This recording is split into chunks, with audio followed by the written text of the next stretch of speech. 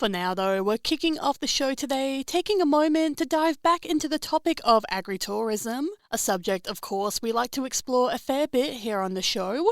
And it's great to be talking with regional development and agritourism expert Giovanna Lever from Sparrowly Group the Savo about how this sector is growing amidst the current cost of living crisis. Giovanna, it's lovely to have your company. How are you going today? Really well, thanks, Jess. How are you? Going good, thank you. Thank you so much for joining us. So Giovanna, recently you guys at Sparrowly Group have been talking a lot about how agritourism is emerging as a popular option people in the ag industry are taking to help diversify their income and help keep their businesses viable. Starting us off, can you tell us a bit about this trend, what you guys are noticing, and what it's actually entailing for these businesses?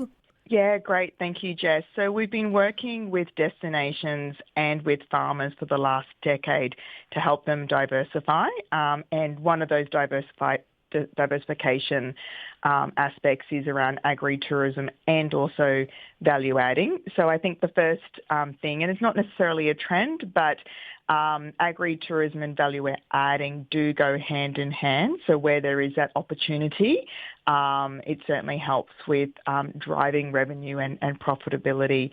In terms of other trends that we're seeing in the work that we do is the convergence of two travel megatrends, and that's agritourism and the wellness tourism sector. And when we think about that very much in terms of reshaping global travel, and that's really advantageous for farms and stations and rural properties, bringing the two of them together. And it's really a very different value proposition for the traveller.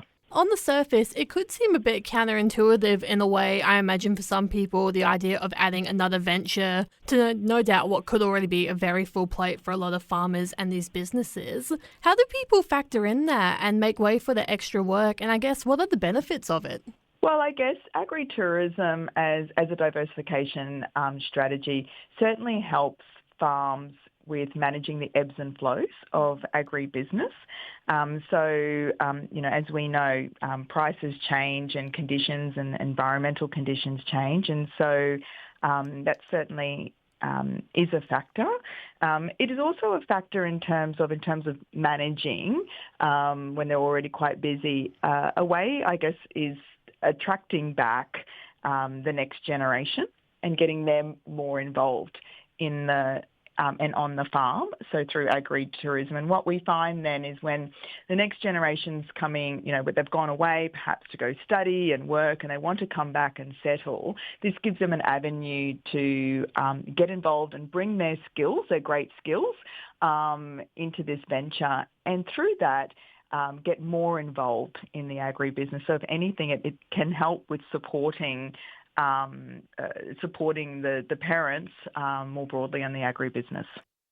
Those are some really interesting points there. And along a similar vein to that, Giovanna, for you guys at Sparrowly Group, have there been any particular models or ventures that are proving especially popular at the moment? And what do we think makes these ones so appealing to customers? Well, I think, multifaceted agritourism ventures are always going to be popular because it means that it can extend length of stay and spend. But what I will advise is that's a long-term strategy. And I would definitely recommend anyone who's thinking about getting into agritourism to start small and start realistic. So have a plan, 100%, have a vision, but look at what you've got on your property right now that you can utilise. So say, for example, if you have a shearer's quarters, for instance, that isn't being used, and is in good shape and good bones, could you use that for accommodation and test the waters that way?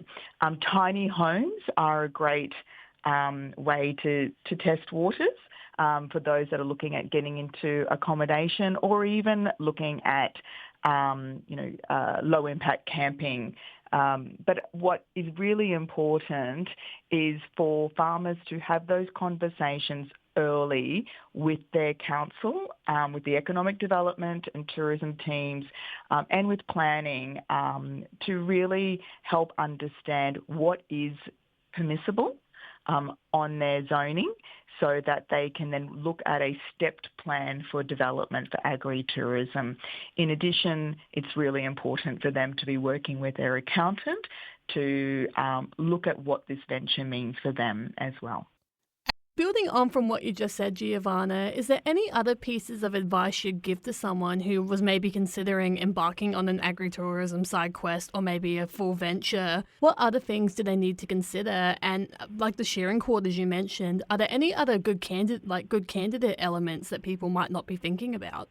Yeah, for sure. So in addition to what I've already outlined, the most obvious, but perhaps not so obvious, is do you like and want people on your farm? And if the answer is no, don't do it.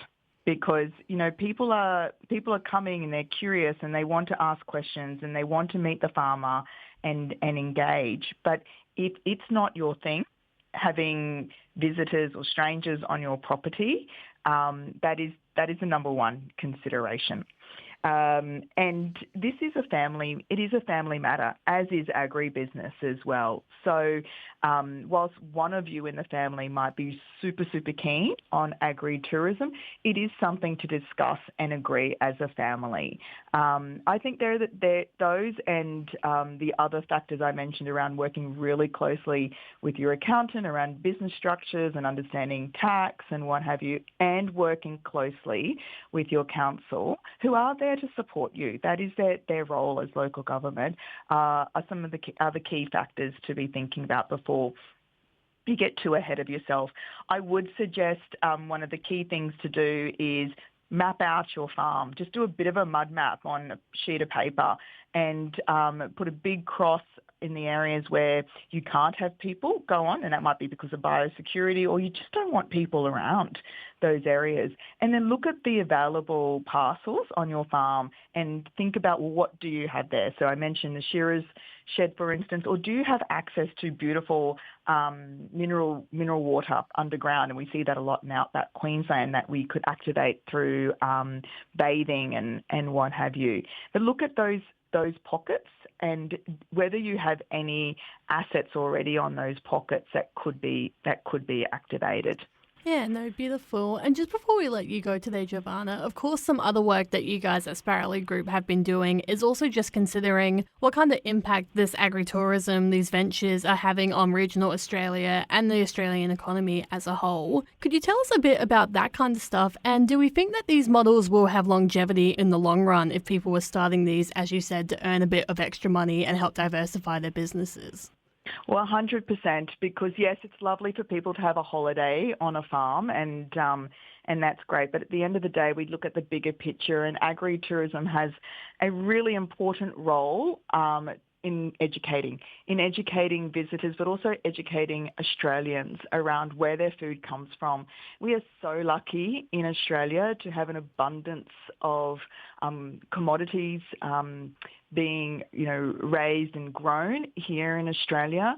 And by having people come to your farm and educating them and where the produce comes from, or your farming practices and what have you, it really helps people get closer to the land, be more inclined to support Australian grown and Australian made, and at the end of the day, help with securing Australia's food security. We know we're very lucky here. Some other countries aren't as lucky, but, agritourism is an excellent way to educate more broadly and help the agriculture industry more broadly.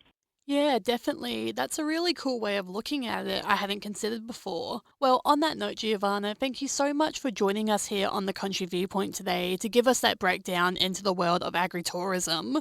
Really appreciate your time. We'll let you get back on with the rest of your afternoon, and hopefully we can catch up with you again sometime soon. You too. Thank you, Jess.